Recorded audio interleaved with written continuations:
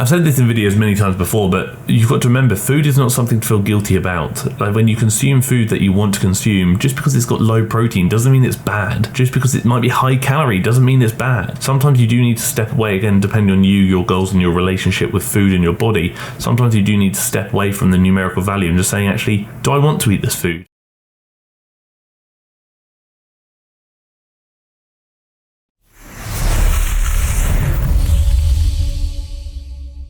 I bet none of you knew that I was actually part of a podcast.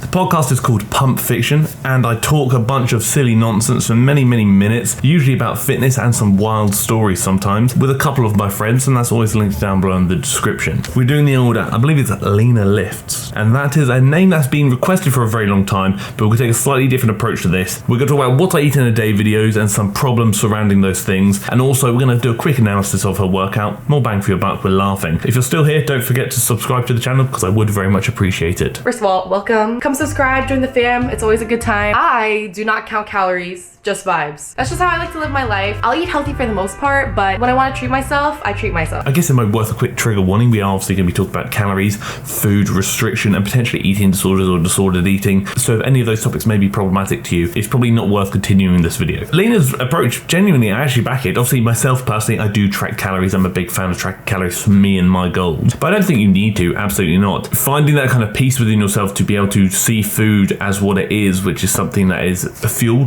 that is something that is hopefully enjoyable, and something that shouldn't consume you but you consume it, can be really powerful. I think not associating numerical value to that, so protein, fats, carbs, calories, whatever it may be, can actually be quite a healthy approach, provided that you can do so in a healthy manner. A lot of people do fall victim and fall into that trap, or they start only seeing food as a functional consumable. They only see it as protein, they only see it as calories, whatever it may be. They see whatever is in front of them as a numerical value, and that in itself, I think, might be really good for some people, but can also be really damaging for others, because again, you start losing sight of actually just enjoying what you're consuming, and you start losing sight of consuming things that make you feel good, and start consuming things that you feel you have to consume. And I think that's a big thing a lot of people do unfortunately struggle with, is the guilt of what they're consuming. I've said this in videos many times before, but you've got to remember, food is not something to feel guilty about. Like when you consume food that you want to consume, just because it's got low protein doesn't mean it's bad. Just because it might be high calorie doesn't mean it's bad. Sometimes you do need to step away, again, depending on you, your goals and your relationship with food and your body.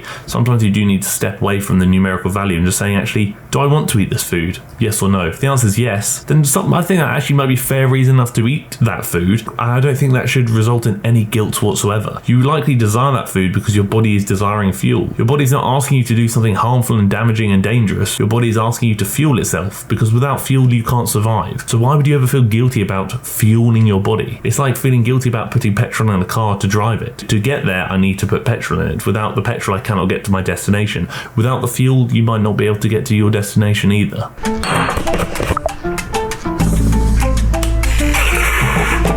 All right, bottoms up. I thought it'd be quite interesting to talk about supplements and pre-workout. Again, a lot of creators are sponsored by supplement companies, and the reality is I've said this before, if I work with a supplement company in the future, that's cool, that's fantastic. Just know that I'd only do so if I actually use their products, and I'd only promote the products of theirs I actually use. And most supplements, to be honest, aren't needed. They are supplements. They are there to supplement your diet, not replace something from your diet. So you've got things that could be really beneficial. You've got things like protein powders, which again, if it allows you to hit your protein intake, if you track your protein, can be really great. Creatine monohydrate, I think, could be really beneficial for a lot of people. But then you've got the kind of more nice to have supplements, we'll say. So things like pre-workout. Pre-workout typically falls into two categories. You've got stim and non-stim. So stim is going to be stimulant based. That means it's probably going to have a good chunk of caffeine in there. That's going to give you that boost, that pickup, that energy to get to the session after a long day at work, perhaps when you're just really not feeling it, you're tired, you can't be bothered. You might take a pre-workout with some stimulants in it to get you going. Just say, you know what, I've got the energy now, let's crack on. You may get itchy skin from ingredients within that, like beta-alanine and whatnot. It's not damaging, it's not harmful, it's just a side effect. But also, if you take it too close to bed, you may struggle to go to sleep. If you listen to one of the Pump Fiction episodes, I can't remember which one it was, I've had some pretty horrendous pre-workout stories, so I pre-warn you if you find that episode. But then you've also got non-stim, which won't have caffeine, but they're going to be a bit more like mental focus and pump products. So ones that might kind of get you a bit more psychologically locked in, ones that may result in you getting a better pump in the gym. So they're not going to stimulate you and give you loads of energy from caffeine, but they might just help you focus focus a bit and lock it in, which could be great if you do intend on working out later or closer to bed and you don't want to be kept up all night because of caffeine. Again, pre-workouts, you don't need them. If you want them, you can certainly have them. Nice to have, not necessary though. Oh, while we're here, we might as well do a quick workout analysis. So we're warming up with cardio. Oh, actually, we're not even warming up cardio. I think we're actually doing cardio. Again, personally, I would do cardio after the session, not before, because again, doing cardio before your weights might result in your weight session being negatively impacted. Doing weights before your cardio session likely won't result in your cardio session being impacted. Starting off with barbell bent over rows, you know my thoughts. Arms coming a bit too far behind the body for the lats, really. But again, you can take them further behind the body if you want to. Just know that more of the mid and upper back muscles might jump into it. Wide grip pull-ups, love this movement, fully back it. High levels of adduction here,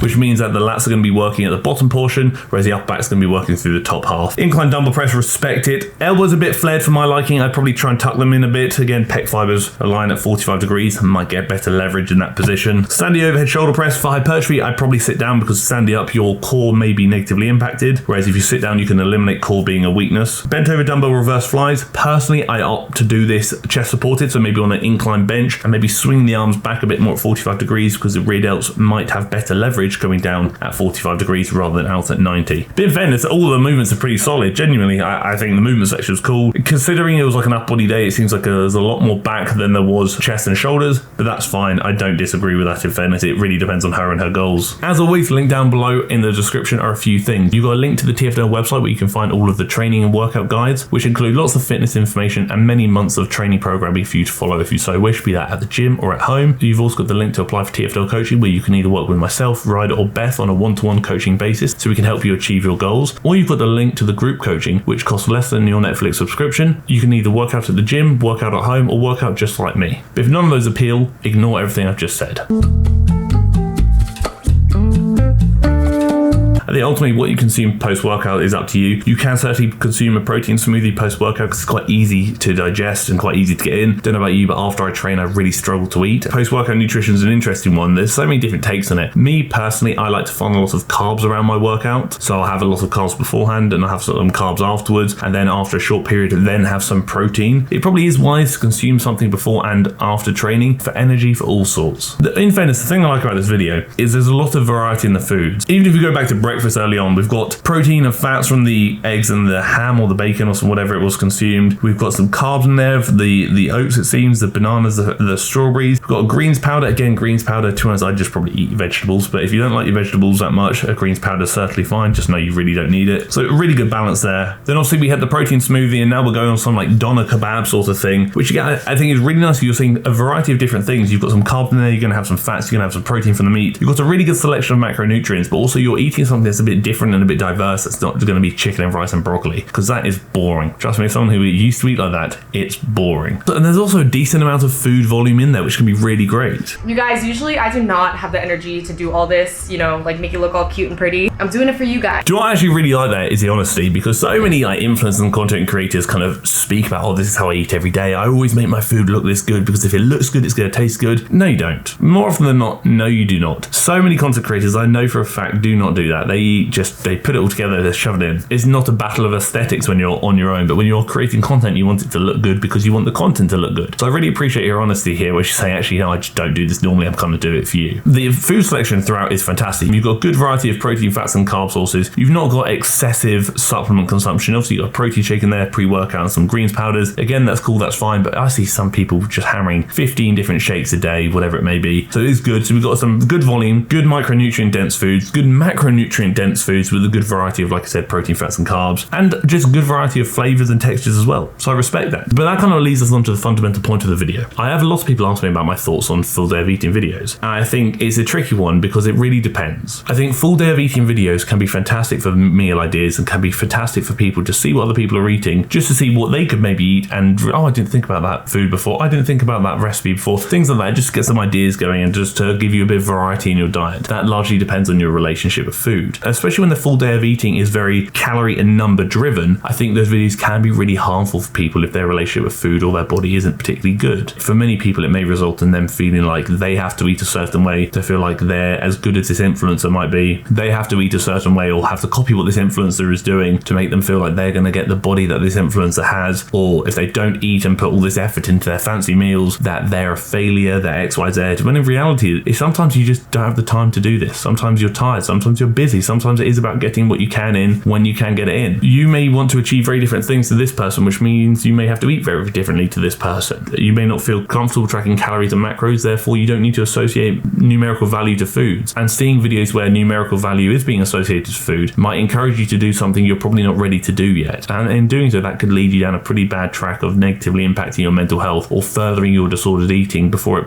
potentially could result in an eating disorder. Which is kind of why I really rate this video. Although full day of eating videos can be great for many people, the full day of eating videos that can be particularly harmful for some people depending on where they are the ones that are so number driven, are the ones that just see food as functional consumption, are the ones that push a lot of numbers down your throat, are the ones that are just so number heavy and number driven, are the ones that are essentially saying you need this for this. Whereas Lena's video here is a lot more free. It's a lot more just this is what eating day, I'm just going to film it for me, if you like it you like it sort of thing. It shows you different variety, it shows you different volumes, it shows you just different options regarding what can be consumed, whilst also ticking a lot of the boxes a healthy and balanced diet should tick. That being said, should you eat like this person? Probably not, because you are not this person. How you eat very much depends on what your body needs and what your goals require. But the priority there should be what makes you happiest and what is healthiest and most sustainable for you. It's all well and good me saying eat this meal plan because it's the best one for you, but if it's not good for you, it's bad for your mental health, and it's not sustainable, it's probably not a very good meal plan for you. I think the key first before embarking on any endeavor like this is really solidifying your relationship with food in your body and identifying what's good for you but also what's bad for you. Then you can slowly start putting pieces of the puzzle together where you can